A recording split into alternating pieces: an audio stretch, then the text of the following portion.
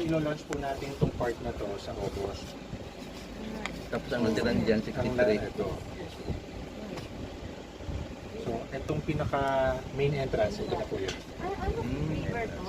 Ano? Yes, ma'am. Creek po ito. Diyan po yung may konsaan. Doon pa po. So, ito pong DPWH bypass. So, galing po ito malapit sa ginamit bypass. Sa may district malapit. Opo. So, ito yung industrial spine road. Ito yung palabas ng Vermosa. Kung dinaanan natin, yun na yun. Hindi po yan. Ito pa yung dadaanan natin to the shore. Papunta dito. So, doon kayo manggagaling. Kasi kung doon talaga siya, medyo malayo. So, ito po kasi existing na itong daan na to. Existing na. Ginamit na po. May barangay na kasi doon. Oo. Yan po. From here, ito po yung pinaka-main entrance natin.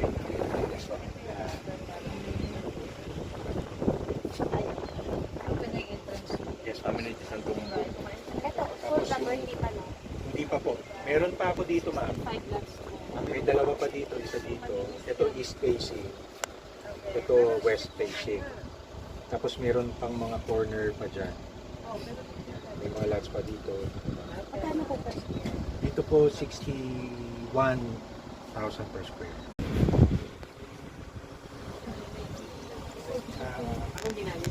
East po doon. Ang YouTube. So yung dadaanan natin, pabalik ulit. Oh. So iiwasan ko na yung bago ni Star. Ito, Dito ang ano mo eh. Sa buong frontage ito, no? yeah. So west facing. Ito. Ito meron ako isa dito. Adjusted po yan. Dito po talaga yung rice. Saan ba yun? Ito adjusted po. Adjusted sa sunset. Saan po madalas yung mga nabenta na kasama? Dito ang portion. Kasi dito, because ano yung meron doon? Medyo mataas po kasi ito, ma'am. Pag inigot po doon. Medyo mataas pa siya. Tapos ito bababa ng konti.